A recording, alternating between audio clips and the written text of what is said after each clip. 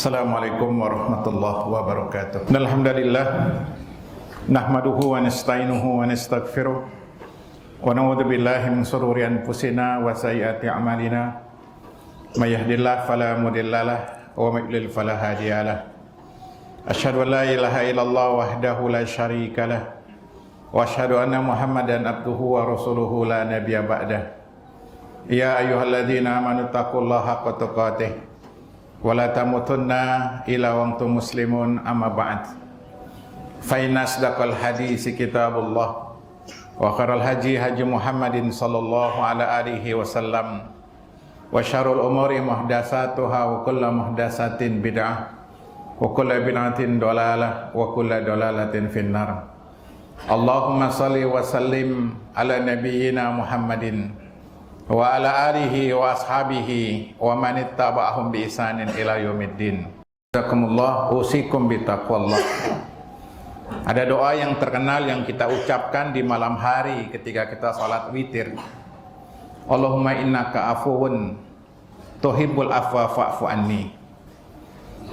Allah mengajarkan kepada kita lewat Nabi Muhammad sallallahu alaihi wasallam dalam sebuah doa, Allahumma innaka afuwun.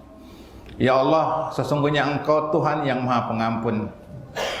Tuhibbul afwa, dan Engkau menyukai sifat pemaaf. Fa'fu anni, maafkanlah saya. Yang pertama, Allah mengajarkan bahwa Tuhan kita Tuhan yang Maha Pemaaf. Yang kedua, Allah menyukai sifat pemaaf. Dan yang ketiga, disukai kita berdoa minta maaf, minta ampun kepada Allah Subhanahu wa taala. Maka nanti pada yaumul qiyamah ketika Allah menghisab seorang hamba, diperlihatkan dosa satu persatu yang pernah diperbuat seorang hamba, dan hamba itu sudah menyangka dia akan pasti masuk neraka karena banyaknya dosa yang dibacakan oleh Allah Subhanahu wa taala, banyaknya dosa yang ditampakkan oleh Allah Subhanahu wa taala. Kemudian ditutup dengan firman Allah Subhanahu wa taala, demi kebesaranku, hari ini aku maafkan dosa-dosamu. Ternyata Tuhan kita, Allah Subhanahu wa taala, Tuhan yang Maha Pemaaf. Untuk itu jamaah sekalian, jangan lupa senantiasa kita berdoa minta ampunan, minta maaf kepada Allah Subhanahu wa taala. Kemudian Allah pun mengajarkan kepada nabinya sallallahu alaihi wasallam untuk mempunyai sifat pemaaf. Sehingga dalam kehidupan Nabi sallallahu alaihi wasallam Allah ajarkan kepada nabinya untuk mempunyai sifat pemaaf. Allah berfirman, "Fabima rahmatin minallah linta lahum." Karena rahmat dari sisi Allah, engkau Muhammad mampu berlemah lembut kepada manusia. Lau kunta fadhan ghalidhal qalb lam faddu min haulik. Kalau seandainya hatimu keras, mulutmu kasar, niscaya manusia akan lari dari sekelilingmu. Allah ajarkan kepada nabinya, kalau seandainya engkau ya Muhammad lisanmu kasar, hatimu keras, manusia akan lari dari sekitarmu. Fa'fu anhum wastaghfir lahum wasawwirhum fil amr. Maka Allah lanjutkan firman-Nya, maafkanlah manusia, mohonkanlah ampun buat mereka, dan bermusyawarahlah kepada mereka. Maka sifat pemaaf nampak jelas dalam kehidupan Nabi sallallahu alaihi wasallam. Suatu ketika Nabi sedang berteduh di bawah pohon yang rindang di tengah padang pasir, dan senjata beliau diletakkan di atas pohon tersebut. Tiba-tiba muncul orang kafir sambil menghunuskan pedang kepada Nabi sallallahu alaihi wasallam. Orang kafir mengatakan, "Mayyamna'uka minni?" Siapa yang bisa nolong engkau dari saya? Jadi pedang orang kafir itu sudah di wajah Nabi sallallahu alaihi wasallam. Orang kafir itu mengatakan, "Mayyamna'uka minni?" Siapa yang bisa nolong engkau dari saya? Maka Rasul menjawab, Allah. Kemudian orang itu lebih keras lagi mengatakan kepada Nabi SAW, "Mayyamna'uka minni, siapa yang bisa nolong engkau dari saya?" Kedua kalinya Nabi mengatakan Allah. Tiba-tiba orang itu menyarungkan pedangnya dan duduk di samping, persis samping Nabi SAW. Nabi tidak dendam kepada orang kafir tersebut yang baru saja menghunuskan pedang sama beliau. Nabi tidak membalas kejahatannya, kekurang ajarannya, seolah-olah tidak terjadi apa-apa.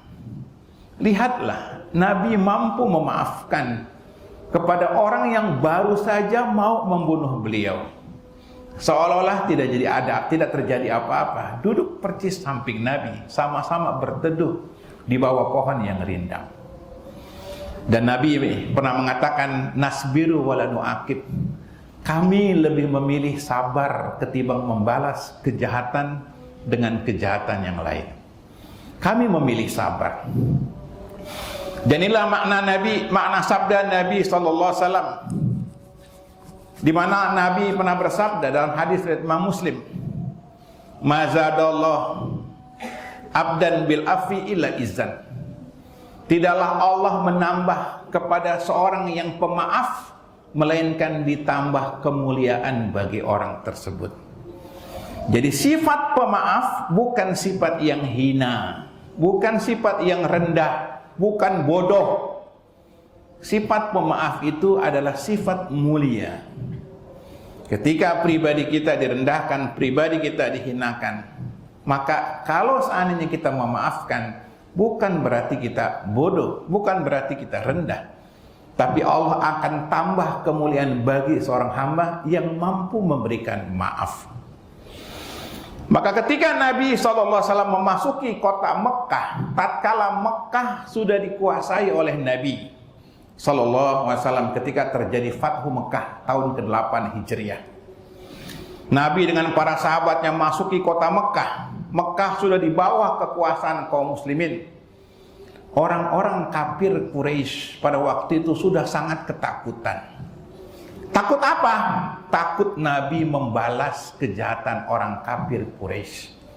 Karena orang kafir Quraisy dulu mengusir Nabi dari Mekah ke Madinah. Nabi diusir dari Mekah. Ketika Nabi menguasai kota Mekah, orang kafir berpikir bahwa mereka nanti akan diusir balik oleh Nabi SAW. Ternyata Nabi kita Muhammad SAW bukan pendendam, tapi Nabi maafkan. Nabi berkata, "Hari ini tidak ada hukuman atas kalian yang telah mengusir Nabi." Orang kafir Quraisy tidak diusir balik oleh Nabi SAW. Bahkan Nabi memaafkan kesalahan mereka. Ini jamaah sekalian, kita diajarkan bagaimana kita membangun, membina, menumbuhkan sifat pemaaf dalam diri kita. Karena hari ini kita seringkali mudah meluapkan emosi, dendam, dan seterusnya.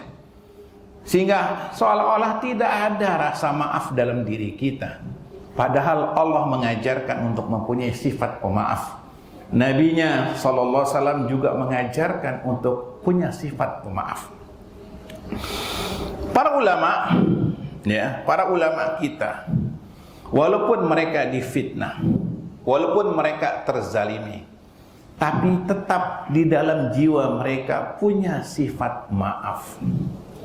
Tercatat dalam sejarah ada salah seorang ulama yang seringkali masuk penjara.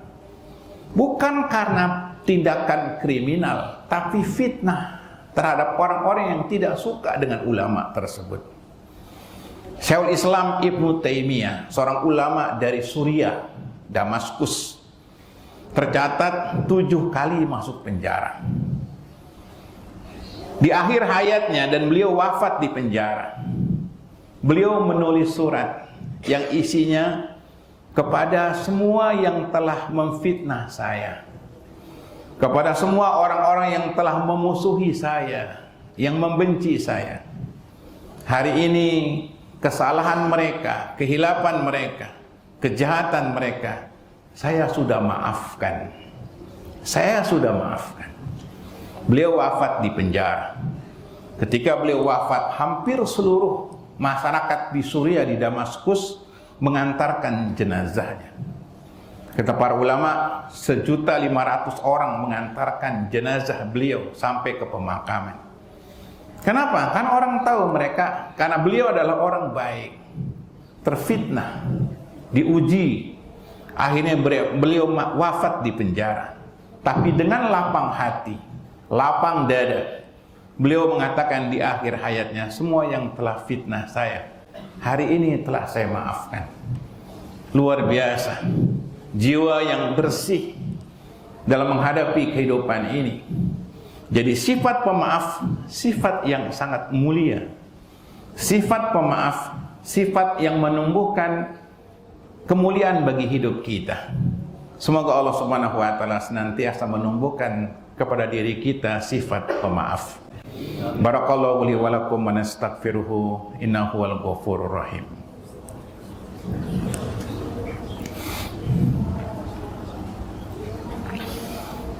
Alhamdulillahi rabbil alamin wa bihi nasta'in ala umuri dunya waddin. Wassalatu wassalam ala nabiyyina Muhammadin wa ala alihi wa ashabihi wa man ittaba'ahum bi ihsanin ila yaumiddin, amma ba'd. Hadirin sidang Jumat azakumullah. Dalam Al-Qur'anul Karim banyak sekali cerita-cerita tentang kisah menjadi orang yang pemaaf. Di antara kisah yang terkenal adalah kisah Nabi Yusuf alaihissalam. Nabi Yusuf adalah anak yang paling disayang oleh orang tuanya, oleh bapaknya Nabi Yakub. Nabi Yusuf anak yang terakhir dari 12 bersaudara. Dalam surah Yusuf, Allah ceritakan kisah perjalanan Nabi Yusuf alaihissalam. Kakak-kakaknya Nabi Yusuf iri dengan kondisi Nabi Yusuf yang sangat disayang oleh bapaknya. Sehingga terjadilah kesenjangan di antara Nabi Yusuf dengan kakak-kakaknya. Dan kakak-kakaknya iri dan membuat makar, konspirasi bagaimana membuang Nabi Yusuf dari bapaknya. Suatu ketika kakaknya minta izin kepada sang ayah untuk ajak bermain Nabi Yusuf alaihissalam, dan mereka jamin akan menjaga Nabi Yusuf. Ternyata mereka punya niat jahat kepada Nabi Yusuf. Nabi Yusuf dibuang, dilempar ke dalam sumur. Sambil berteriak-teriak, sambil menangis, sang kakak semuanya sepakat untuk melempar Nabi Yusuf ke dalam sumur. Anak yang masih kecil, anak yang masih mungil saat itu harus dimusuhi oleh kakaknya sendiri. Luar biasa jahatnya kakaknya Nabi Yusuf kepada Nabi Yusuf. Adiknya sendiri dilempar ke dalam sumur. Kemudian mereka pulang membawa cerita bohong bahwa Nabi Yusuf dimakan serigala. Mereka membawa baju Nabi Yusuf dilumuri dengan darah hewan, dan mereka pura-pura menangis, mengadu kepada sang ayah bahwa Nabi Yusuf mati dimakan serigala, binatang buas saat itu. Nabi Yakub awalnya percaya, tapi curiga. Sambil menangis, dia nggak habis pikir, kenapa kakak-kakaknya memusuhi Nabi Yusuf. Singkat cerita, akhirnya sang ayah berpisah dengan Nabi Yusuf. Ternyata Nabi Yusuf tidak mati, tapi Nabi Yusuf ditemukan oleh para musafir. Ketika diambil air di dalam sumur, ternyata timbanya itu ada seorang anak kecil yang mungil, yaitu Nabi Yusuf. Kemudian Nabi Yusuf dibawa oleh musafir sampai ke Mesir. Peristiwa Nabi Yusuf itu terjadi di Palestina. Dan Nabi Yusuf dibawa kemudian ke Mesir oleh para musafir. Dan di Mesir Nabi Yusuf jadi budak. Sehingga puncaknya Nabi Yusuf menjadi seorang menteri bendahara negara, pejabat tinggi negara. Nabi Yusuf besar sebagai seorang akuntan. Ya, seorang akuntan, ahli keuangan, dan beliau menjadi menteri pada waktu itu di Mesir. Ketika kakaknya Nabi Yusuf sedang asik-asiknya bisnis dari Palestina ke Mesir, mereka terkejut. Mereka berjumpa dengan Nabi Yusuf di Mesir. Ternyata Nabi Yusuf masih hidup. Tidak terbayang oleh mereka. Karena menurut mereka Yusuf sudah mati. Karena dibuang ke dalam sumur oleh kakak-kakaknya. Ternyata Yusuf masih hidup. Terkejut, ternyata Yusuf ketemu dengan kakak-kakaknya. Semua kakak-kakaknya menyangka Nabi Yusuf akan membalas kejahatan mereka. Semua kakak-kakaknya sudah pasrah akan dihukum oleh Nabi Yusuf sebagai pejabat negara saat itu. Tapi apa ternyata yang dikatakan Nabi Yusuf kepada kakak-kakaknya? La tasriba alaikumul yauma. Hari ini tidak ada dendam atas kejahatan kalian. Yaghfirullahu lakum. Semoga Allah ampuni dosa-dosa kalian. Wa huwa arhamur rahimin, dan Dia Allah Maha Penyayang. Ternyata Yusuf mampu memaafkan kakak-kakaknya yang dulu mau membunuh dirinya, melempar dirinya ke dalam sumur. Yusuf tidak dendam, bahkan Yusuf memaafkan kakak-kakaknya. Dan Yusuf bahkan mengajak semua kakak-kakaknya tinggal di Mesir di bawah jaminan Nabi Yusuf alaihissalam. Itulah sejarah kenapa Bani Israel mulai pindah ke Mesir. Awalnya dari Nabi Yusuf mengajak semua keluarganya tinggal di Mesir. Jamaah sekalian, pelajaran dari Nabi Yusuf sangat berharga. Seorang Nabi, seorang yang mulia, bisa mampu memaafkan saudara-saudaranya sendiri. Hari ini kita saksikan, kita dalam kehidupan keluarga, permusuhannya tidak pernah selesai. Kebencian kita dengan keluarga kita nggak pernah berhenti. Nggak bisa kita memaafkan saudara kita. Nggak bisa. Satu keluarga, satu rumah tangga, kita nggak bisa saling memaafkan sama kakak kita, sama adik kita, sama paman kita. Bahkan kadang orang ribut sama orang tuanya sendiri.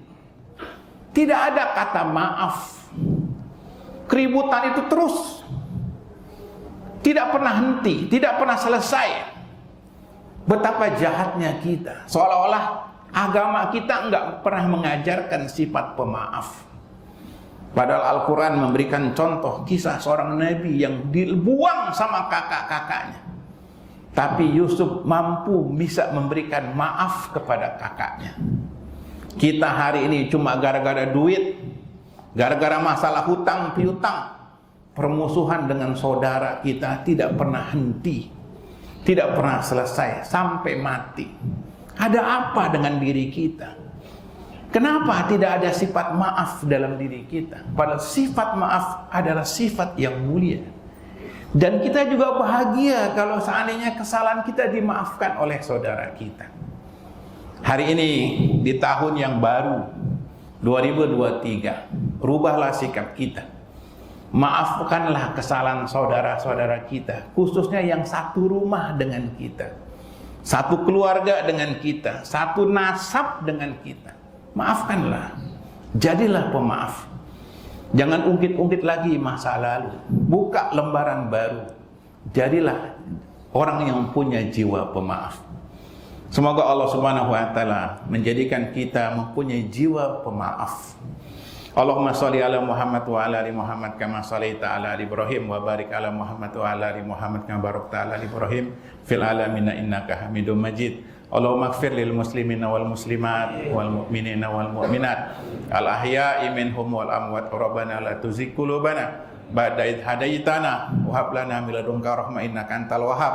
Allahumma arinal haqqa haqqan warzuqna ittiba'ah wa arinal batila batilan warzuqna sinabah. Rabbana atina fid dunya hasanah wa fil akhirati hasanah wa qina adzabannar. Walhamdulillahirabbil alamin. Aqimis shalah. Allahu akbar, Allahu akbar. La ilaha illallah. أشهد أن محمدا رسول الله حي على الصلاة حي على الفلاح قد قامت الصلاة قد قامت الصلاة الله أكبر الله أكبر لا إله إلا الله. Lurus, rapat, handphone dimatikan. Allahu Akbar.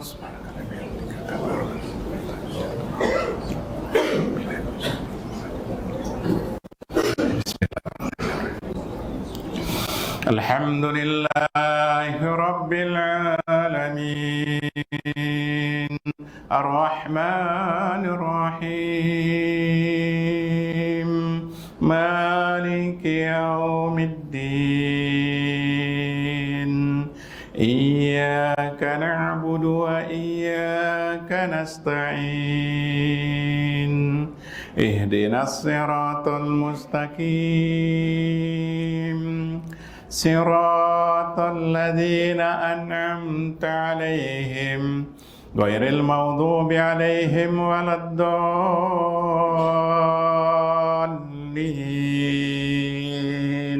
Amin. Bismillahirrahmanirrahim. Wasyamsi wa duhaha wal qamari idza talaha والنهار إذا جلاها والليل إذا يغشاها والسماء وما بناها والأرض وما طهاها ونفس وما سواها فألهمها فجورها وتقواها قد أفلح من زكاها وقد خاب من دساها كذبت ثمود بطغواها إذ انبعث أشقاها فقال لهم رسول الله ناقة الله وسقياها فكذبوه فعقروها فدمدم عليهم ربهم بذنبهم فسواها ولا يخاف عقباها. الله أكبر. سبحان ربي العظيم.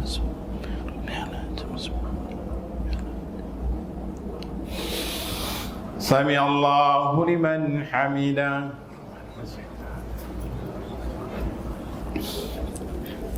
Allahu Akbar.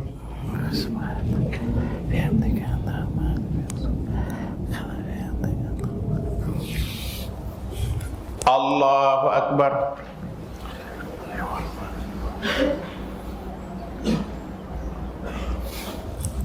Allahu Akbar.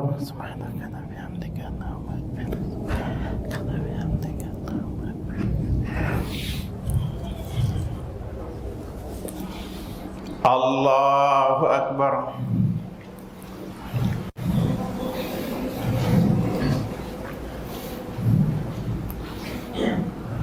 Bismillahirrahmanirrahim. Alhamdulillahi Rabbil Alamin Ar-Rahmanir Rahim Maliki Yawmiddin Iyyaka na'budu wa iyyaka nasta'in Ihdinas siratal mustaqim Siratal ladzina an'amta 'alaihim ghairil maghdubi 'alaihim waladdallin. Bismillahirrahmanirrahim. Qul huwallahu ahad Allahu samad lam yalid wa lam yulad wa lam yakul lahu kufuwan ahad. Allahu Akbar. Subhanallah.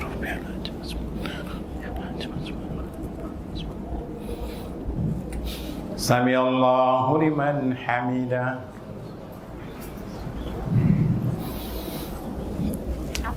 Allahu akbar.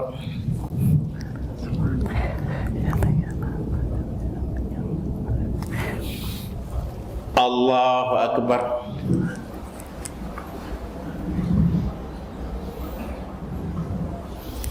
Allahu akbar.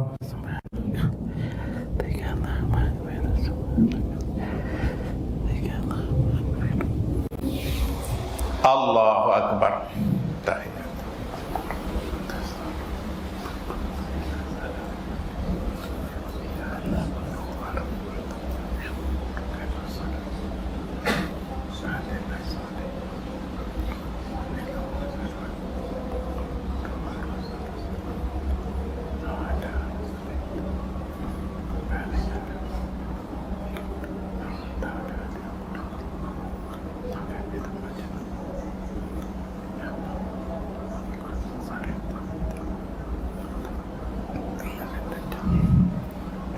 Assalamualaikum warahmatullahi wabarakatuh. Assalamualaikum warahmatullahi